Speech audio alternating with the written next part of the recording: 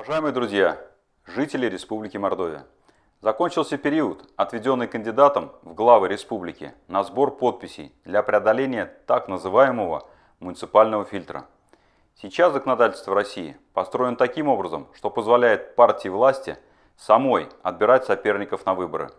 Ведь для того, чтобы участвовать в избирательном марафоне, кандидату необходимо предоставить в ЦИК более 190 подписей муниципальных депутатов в свою поддержку. Я в последние недели ездил много по республике и убедился в том, насколько это сложно. Так почти все из действующих муниципальных, районных и городских депутатов являются членами партии «Единая Россия». За это время мне удалось собрать в основном нотариально заверенные подписи депутатов партии «Справедливая Россия за правду».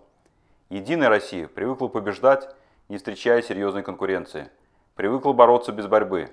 Сегодня я благодарен тем депутатам, особенно на селе, которые нашли время добраться до нотариуса и пройти непростую юридическую процедуру. Жаль, что их подписи оказалось недостаточно. Мы предвидели подобный исход. Я не вел ни с кем закулисных торгов и намерен продолжить непримиримую политическую борьбу с партией бюрократов. Я всегда говорил о том, что главную свою цель вижу в одном – активизировать дискуссию о будущем Мордовии, пробить стену единомыслия и соглашательства. Пусть и на выборах другого уровня, но эту задачу я все равно выполню. И как бы ни старались выхолостить бюрократы саму суть выборного процесса, я призываю вас обязательно прийти на выборы 19 сентября и высказать свое отношение к происходящему в республике. Нельзя опускать руки. Даже в нынешних условиях ваш голос будет значить многое. Спасибо за внимание. До новых встреч.